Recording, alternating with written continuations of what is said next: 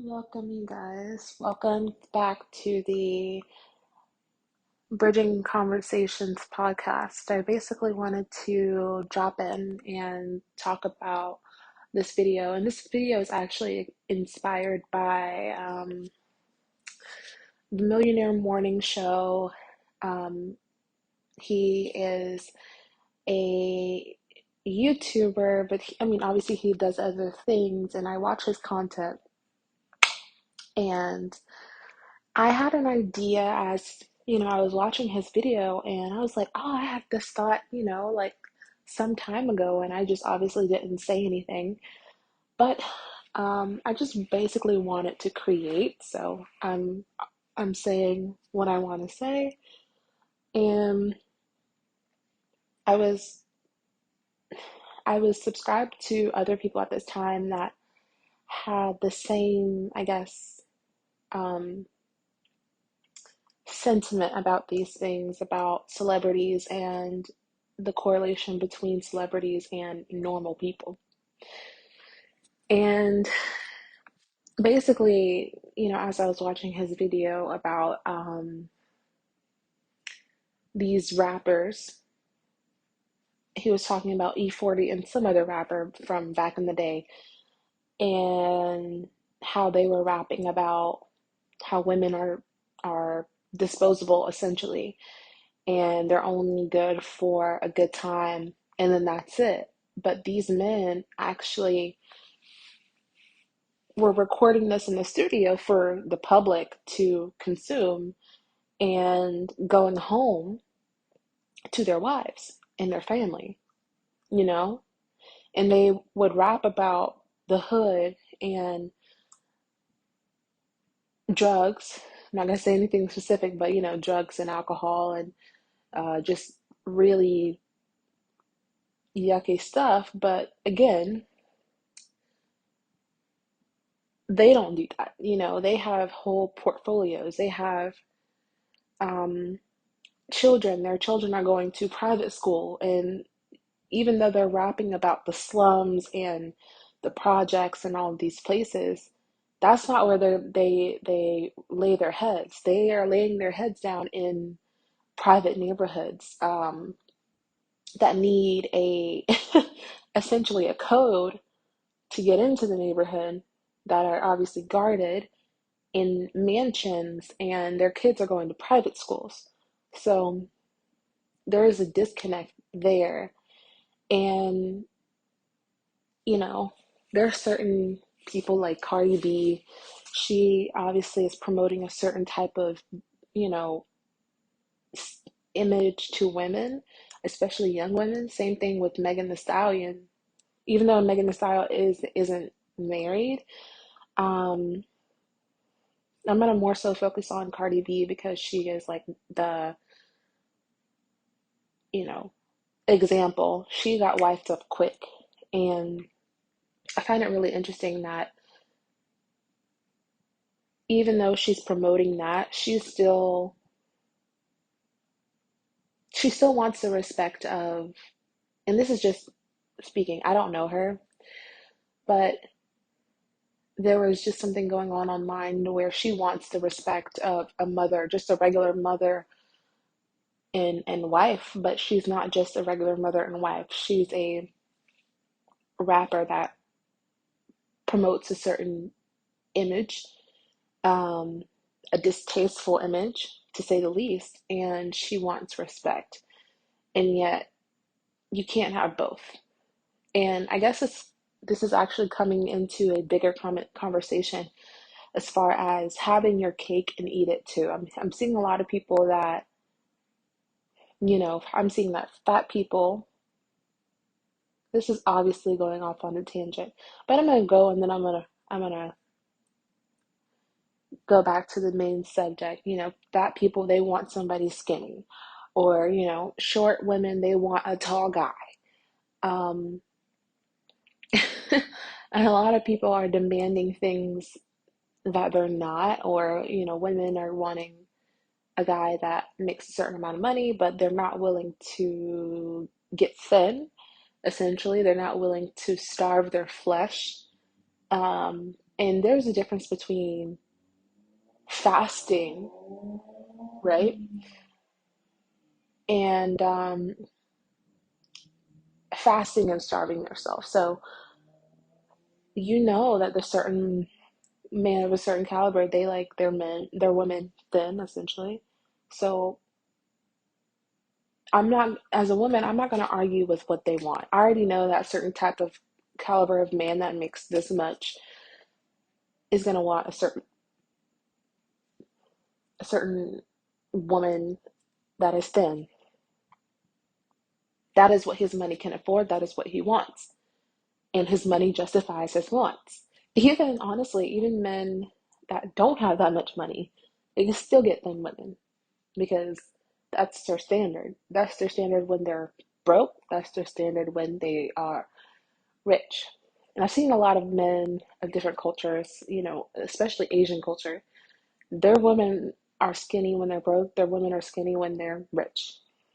Um, Over here in the Western culture, usually, when a man is struggling, he gets with a curvier woman when he's on the come up, and then, or when he's coming up, essentially, and then when he gets to where he's going, he wants somebody essentially thinner.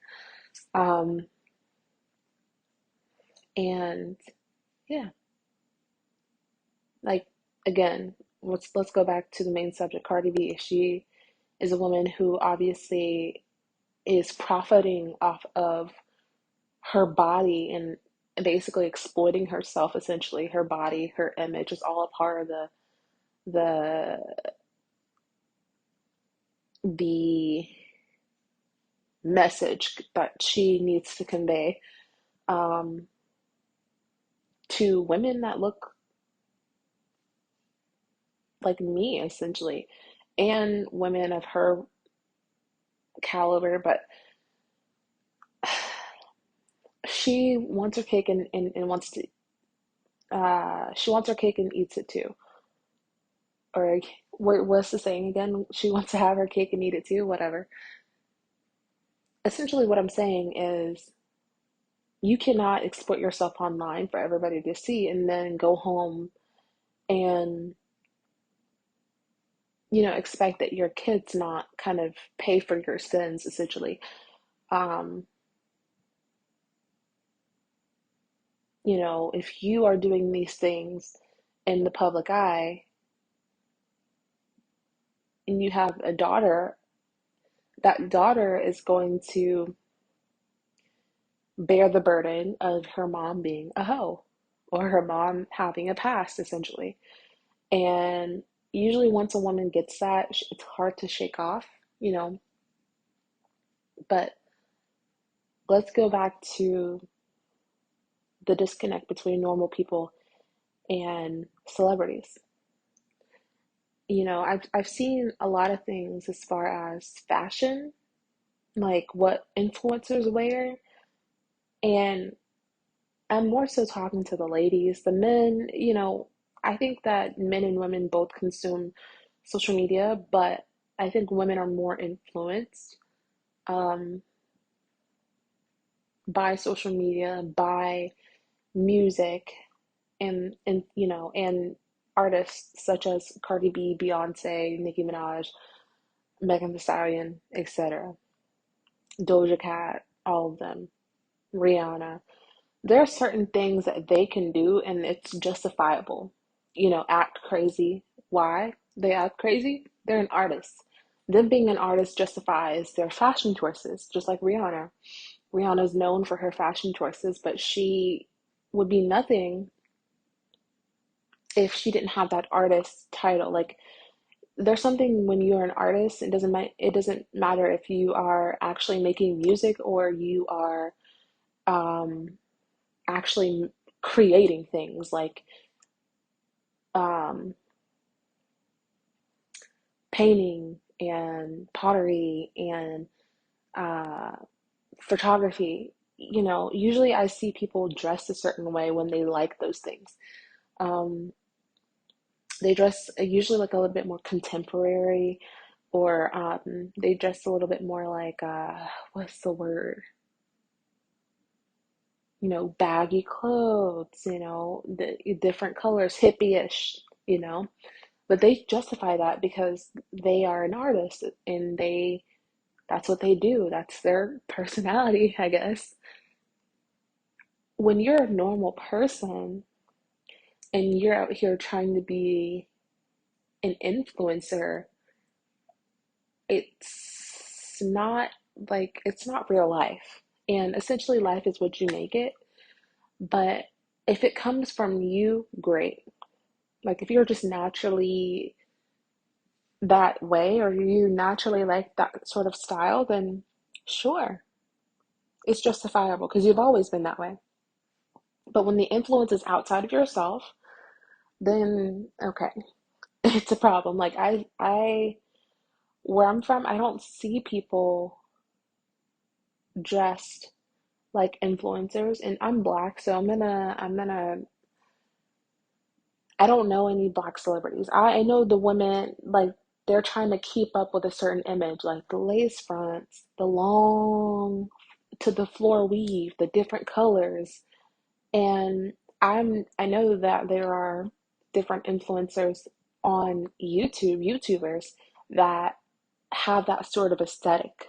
They have the hourglass figure. All of them have gotten surgeries. All of them wear a certain type of thing. That's not reality. And you're only going to attract a certain type of guy. I'm assuming that you like men, because I am. I'm just going based off of me here. I'm kind of conservative, kind of not. But assuming like that you like men, men don't like the lace fronts. There's only a certain type of man, a scammer, a drug dealer, um, and a bum that's gonna like all of that extravagant stuff, like the hair, the nails, the long, long nails, the colorful, like colorful nails are cute um, when there's culture behind it. So there's certain people like Africans and Caribbeans that can get away with the colorful nails, but everybody else, I feel like it's tacky. Um, Asian people, they can, Asian men really can get away with flip-flops because I think their thing is Buddha or whoever they worship. So Buddha, the way that they dressed, wears flip-flops and or barefoot. So they're justifiable. Like if I see an Asian person with flip-flops, it's culture. But when I see just an average American person with flip-flops, it's like, okay, outside of the beach, obviously, outside of a water park, it's tacky. Um, Outside of getting your nails done, it's tacky, you know? Sandals, cool. Flip-flops, no. Um, but again, I'm black, so I'm obviously gonna go on the black side. I guess for men, I guess I can go with men as far as rappers. Rappers saying that, um, women are this, and it's crazy the change of like the 80s, the 90s, and the 2000s. The R&B, it was definitely like huge. So I grew up listening to a lot of bump and grind, and it was like a mixture between "Don't Leave Me, Girl," that type of music, and obviously like the more sensual music, but it was more like connection, like that connection between the black community in the 80s, I mean 70s, 80s, 90s. Somewhere between there, like honestly, even into the 2000s. In the 2000s, people started to mix. You started to get, a lot of Hispanic culture up in there in the music, and Asian culture in the music as well, as far as R&B. Um, and it started to mix, being a lot of mixed people too, which is fine. But after that, like the relationship between, obviously, this is just a rant. at this point between, our community, like men and women in our community, has been weird. It's been just depressing music, and I think that comes from our generation, like Gen Z, um, because I don't remember this type of music. Um, but yeah, all in all, the point of this video is literally everything that you see online. Like um, there are certain boards that I make, like on Pinterest. If I like a style, then I'll make it like a Pinterest board, or I'll just screenshot a bunch of pictures at one time to kind of get a feel of my style. But again, I'm not gonna go and get every type of lace front, every type of lash, every type of makeup, and get in all this debt because you see people online that can afford it. That's literally like their job is to keep up with that image. So yeah, they have to, like, they're entertainers. It's literally entertaining. Them wearing all of those wigs, all of the extravagant makeup, the costumes, all of that is literally what they do. But if you're an everyday person that actually like works 9 to 5 for your money, it would behoove you to not do that. It's not the same. The money don't come the same. Yes, I'm assuming that they work for their money too, but the industry money come different than regular people money. Regular people who had to go to college, to get their career and all of this stuff, all of these licenses, to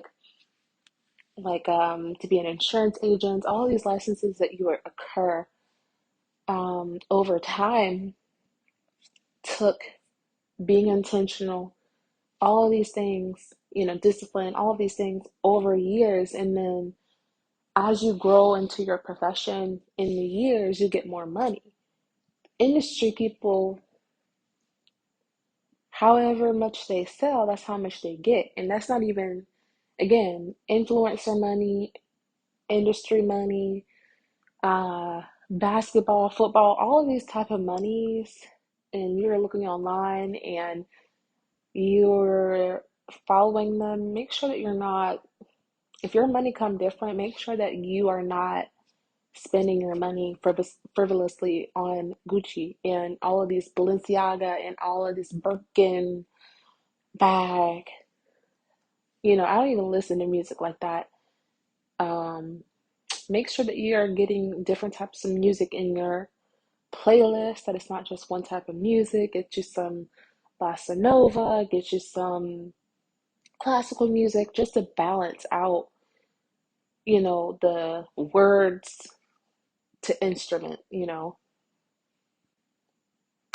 So, yep, that's all I wanted to say. And thank you guys for listening.